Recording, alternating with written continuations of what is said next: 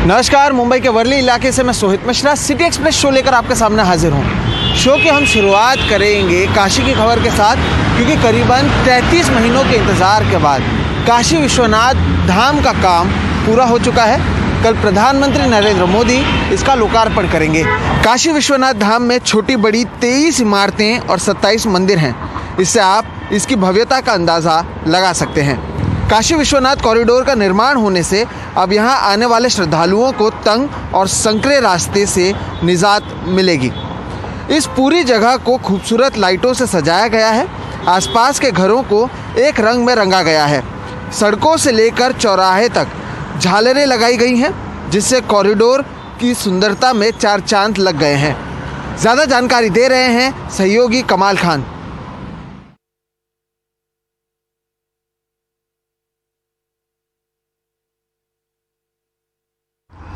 ये बनारस है, ये बाबा विश्वनाथ की दारुल सल्तनत है, उनकी नगरी है, उनकी राजधानी है। ये एक शहर है, ये एक इतिहास है, ये एक सभ्यता है। ये एक ऐसा शहर है जो एक शहर भी है और एक दुनिया भी है। बनारस वो जगह है जो एक एहसास है, जिसे यहाँ आके अपनी रूह में महसूस किया जा सकता है। इस शहर में धर्म है, आस्था है, गंगा है, घाट हैं, गलियां हैं। उन गलियों में मनुष्य भी हैं और सांड भी हैं। इसकी गलियां बेइंतहा पतली हैं, लेकिन उनका दिल इतना बड़ा है कि जिसमें हर कोई समा सकता है। यही वजह है कि उसमें कबीरदास भी हैं, तुलसीदास भी हैं, पंडित रविशंकर भी हैं, बिस्मिल्लाह खान भी हैं और सितारा देवी के घुंघरुओं की सरगोशियाँ भी हैं। अगर ज़रा ध्यान से सुनेंगे तो ज़रूर सुनाई देगी। बनारस एक ऐसा शहर है जहाँ जीवन का भी उत्सव है और मृत्यु का भी उत्सव है। लेकिन एक तीसरा उत्सव अब यहाँ आया है। ये एक राजनीतिक उत्सव है। बनारस में विधानसभा चुनाव होने वाले हैं। मोदी जी यहाँ आ रहे हैं। इस देश का प्रधानमंत्री इस बनारस का एमपी है। जब किसी शहर का एमपी उस मुल्क का वज़ीर आज़म हो तो लोगों की उम्मीदें बहुत ज़्यादा बढ़ जाती हैं। तो इस नाव के सफ़र में हमारे जो हम सफ़र हैं, हम इनसे ये बात करेंगे कि उनके एमपी बनने से आपकी कितनी उम्मीदें पूरी हुई, कितनी बाकी रह गईं और अब क्या सियासत चल रही है इस शहर में। तो एक बड़ा मुद्दा तो ये है कि मोदी जी हेरिटेज जो काशी विश्वनाथ कॉरिडोर है उसका उद्घाटन कर रहे हैं।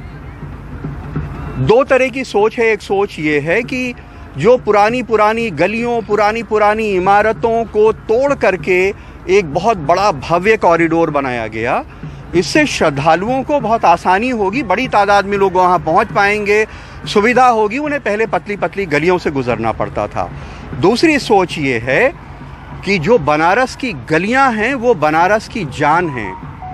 उन गलियों की एक रूह है, उनका एक कल्चर है, उनकी संस्कृति है, उसका एक आर्किटेक्चर है और उस बनारस की एक स्काई लाइन है। उसको तोड़ करके क्या इसे बनाया जाना चाहिए था। महंगाई के मुद्दे पर कांग्रेस ने जयपुर में आज एक बड़ी रैली की। लंबे समय बाद सोनिया गांधी, राहुल गांधी और प्रियंका गांधी एक साथ नजर आए। राहुल गांधी ने महंगाई के साथ ही हिंदुत्व के मुद्दे पर भी मोदी सरकार पर जमकर निशाना साधा। आप सब लोग स्वागत करें कांग्रेस पार्टी श्रीमती प्रियंका गांधी। कांग्रेस महंगाई हटाओ महारैली को कांग्रेस ने एनडीए सरकार के खिलाफ शंखनाद बताया। राहुल गांधी ने महंगाई के मुद्दे पर आने से पहले गांधी और गोडसे का फर्क बताकर हिंदू और हिंदुत्ववादी का फर्क बताया। कहा कि ये देश हिंदुओं का है, हिंदुत्ववादियों का नहीं। नोटबंदी हिंदू सत्य को ढूंढता है, हिंदुत्ववादी उसको सत्य से कुछ लेना देना नहीं, उसे सिर्फ सत्ता चाहिए और सत्ता के लिए वो कुछ भी कर डालेगा। और 2014 से इन लोगों का राज है, हिंदुत्ववादियों का राज है, हिंदुओं का नहीं।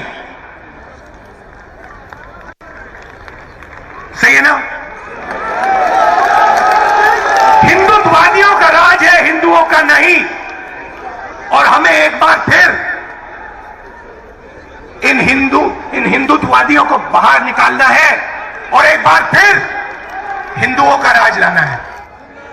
इस रैली को पहले दिल्ली में होना था, लेकिन अनुमति नहीं मिलने के कारण इसे जयपुर के विद्याधर नगर स्टेडियम में आयोजित किया गया।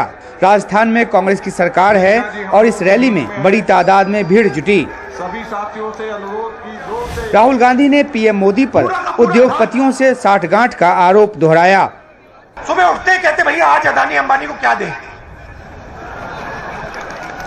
चलो भैया आज एयरपोर्ट दे देते हैं, चलो भैया आज किसानों के खेत दे देते हैं, चलो आज खनन दे देते हैं, माइन दे देते हैं। ऐसे देश नहीं चलाया जाता है। देश गरीबों का है, किसानों का है, मजदूरों का है, छोटे दुकानदारों का है, स्मॉल मीडियम बिजनेस वालों का है। क्यों? क्योंकि यही लोग इस देश को रोजगार दे सकते हैं। 5 राज्यों के चुनाव से पहले कांग्रेस ने महंगाई को एक बड़ा मुद्दा बनाने की कोशिश की है। इस रैली में पेट्रोल डीजल से लेकर रसोई गैस तक की महंगाई का जिक्र किया गया। आज ये रैली महंगाई हटाओ रैली है। आप सब इतनी बड़ी तादाद में यहाँ क्यों आए हैं? आप इसलिए आए हैं क्योंकि आपका जीना मुश्किल हो गया है। आप इसलिए आए हैं कि आज एक गैस सिलेंडर 1000 रुपए का हो गया है। आप इसलिए आए हैं कि सरसों का तेल आपको 200 रुपए में मिल रहा है। पेट्रोल और डीजल के दाम आसमान छू रहे हैं। आप इसलिए आए हैं क्योंकि आपका रोजाना का जीवन मुश्किल हो गया है और इस संघर्ष में आपकी कोई सुनवाई नहीं है। कांग्रेस शासित राज्यों के मुख्यमंत्रियों समेत मंच पर कांग्रेस के 100 से अधिक नेता मौजूद थे। सोनिया गांधी रैली में आई, लेकिन कोई भाषण नहीं दिया। शायद वो राहुल गांधी और प्रियंका गांधी के भाषणों पर अपना भाषण हावी नहीं होने देना चाहती थीं। ब्यूरो रिपोर्ट के साथ उमाशंकर सिंह, एनडीटीवी इंडिया। किसान आंदोलन खत्म होने के बाद दिल्ली के तीनों सीमाओं पर बैठे किसान घर जा रहे हैं। टिकरी बॉर्डर पूरी तरह खाली हो चुका है, दोनों तरफ का रास्ता खुल चुका है, जबकि सिंघू और गाजीपुर बॉर्डर अगले 2 दिनों में खुल जाएंगे। दिल्ली के गाजीपुर बॉर्डर पर चारपाई से लेकर खाने का सामान तक किसान अब सब कुछ ट्रकों और ट्रैक्टरों में भरकर घर जा रहे हैं। आंदोलन के दौरान पिछले 1 साल, चाहे वो गर्मी हो या सर्दी या फिर बरसात, हर मौसम में किसान इसी सड़क पर बैठे रहे। इस दौरान आसपास रहने वाले लोग उनके परिवार का हिस्सा बन गए थे, तो सड़क उनका घर। लेकिन लंबी लड़ाई के बाद मिली जीत अब उन्हें घर बुला रही है। हालांकि इस रास्ते को पूरी तरह खुलने में अभी 2 दिन और लग जाएंगे। हाँ जी, 1 साल से ज्यादा हो गया। अब घर जाने की तैयारी है, खुशी भी है, अच्छा भी लग रहा है और सबसे बड़ी बात तो ये है कि सरकार ने हमारी बात मानी। एक बात का गम है, जो 700 किसान शहीद हो गए। जी। अगर पहले मान जाते तो ये काम ना होता। सिंघू बॉर्डर, जहां कुछ दिन पहले तक हजारों किसानों की भीड़ थी, वो अब खाली हो गई है। बहुत कम संख्या में किसान बचे हैं जो अपना सामान इकट्ठा कर रहे हैं। खास बात यह है कि किसानों की तरफ से 100 से ज्यादा वॉलंटियर हैं जो 20 से ज्यादा जेसीबी मशीन लेकर यहां की गंदगी और मलबे को हटा रहे हैं। पुलिस यहां अब तक खुद की बैरिकेडिंग और कंटीले तार नहीं हटा पाई है, लिहाजा रास्ता खुलने में अभी 2 दिन का वक्त लगेगा। किसानों का कहना है कि वो 15 दिसंबर तक पूरी तरह चले जाएंगे। सफाई आप लोग खुद करेंगे? हाँ, करके जाएंगे, जो लगाया तो करके भी जाएंगे। अच्छा अच्छा अच्छा। तभी सारा सामान ले जा रहे हैं ना, जो भी छोड़ कुछ नहीं रहे यहाँ। अच्छा अच्छा अच्छा। सब लगा रहे हैं जी। तो ये कल परसों तक दो दिन में अगर बाकी कोई रह जाएगा, 2 दिन के बाद ये बिल्कुल कंप्लीट हो जाएगा, खाली हो जाएगा। अच्छा एकदम। उधर दिल्ली से बहादुरगढ़ को जोड़ने वाले टिकरी बॉर्डर को किसानों ने रविवार को पूरी तरह से खाली कर दिया है और यहाँ दोनों तरफ की सड़क भी चालू हो गई है। किसानों ने बीते 1 साल में अपना आंदोलन भी जिम्मेदारी से चलाया और अब घर वापस भी वो जिम्मेदारी से जा रहे हैं। सड़कों की सफाई हो रही है, इसके साथ ही किसानों की धीरे धीरे यहाँ से विदाई हो रही है। सिंघू बॉर्डर से कैमरामैन मोहम्मद मुरसलीन के साथ मैं मुकेश सिंह, एनडीटीवी इंडिया।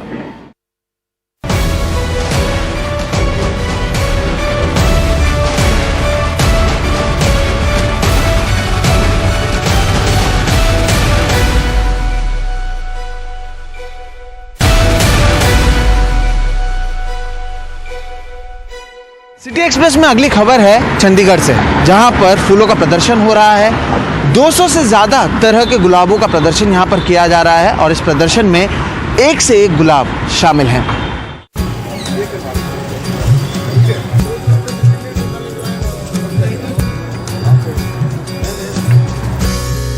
चंडीगढ़ में 3 दिन फूलों का ये मेला सजा रहा। ये सालाना क्रिसेंथम शो शुक्रवार को शुरू हुआ। चंडीगढ़ म्युनिसिपल कॉरपोरेशन का ये शो शहर में रोज फेस्टिवल के बाद फूलों का सबसे लोकप्रिय फ्लावर शो है। फूल तो हमेशा ही खुशी देते हैं और यहाँ पे इतने सारे क्रिसमस के इतने सारी वैरायटीज देखने को मिल रही हैं, तो बहुत खुशी हो रही है। हम अपने छोटे छोटे बच्चों को साथ लेके आए हैं। बहुत मिस किया, बहुत सुंदर फूल है, देखने को नहीं मिला। अभी बहुत डिफरेंट वैरायटी है, घर पे तो 1-2 वैरायटी मिलती है। ये बड़े बड़े स्पाइडर मम्स है, ये दूसरे पहले बार देख रहे हैं, ऐसे कुछ वैरायटीज हैं इसमें। फूलों के इस मेले में 200 से ज्यादा किस्म के फूल रखे गए। पहली बार इस फ्लावर शो को जीरो वेस्ट इवेंट के तौर पर आयोजित किया गया है। इस दौरान पार्क के अंदर ना तो प्लास्टिक का इस्तेमाल होगा, ना ही किसी और तरह के पैकेट्स का। ये पर्यावरण के प्रति लोगों को जागरूक करने की एक कोशिश रही। कोशिश कारपोरेशन का ये था कि हम लोग पूरी अच्छी तरह से इसको करते, लेकिन वो कोरोना का नेक्स्ट वेरिएंट आने की वजह से वो हम लोग कर नहीं पाए। लेकिन इन्होंने बहुत बढ़िया काम किया है, कारपोरेशन ने। बहुत सुंदर है, बहुत ही अच्छा लग रहा है। मैं तो पहली बार आया हूँ, तो मुझे तो बहुत ही खूबसूरत लगा ये पूरा शो। कोविड के नए ओमिक्रॉन वेरिएंट का डर फैला हुआ है। इस सब के बीच ये शो आयोजित तो हुआ, लेकिन पूरी एहतियात के साथ। इस दौरान पार्क में आने वालों को सैनिटाइज किया गया और मास्क भी बांटे गए। चंडीगढ़ से मोहम्मद गजाली, एनडीटीवी इंडिया के लिए। तो वहीं सिटी एक्सप्रेस में आज फिलहाल इतना ही। आप मुझे, मेरे वीडियो जर्नलिस्ट प्रवीण जिरोहित और हमारी पूरी टीम को दीजिए इजाजत। देश और दुनिया की बाकी खबरों के लिए आप देखते रहिए सिर्फ एनडीटीवी इंडिया। नमस्कार।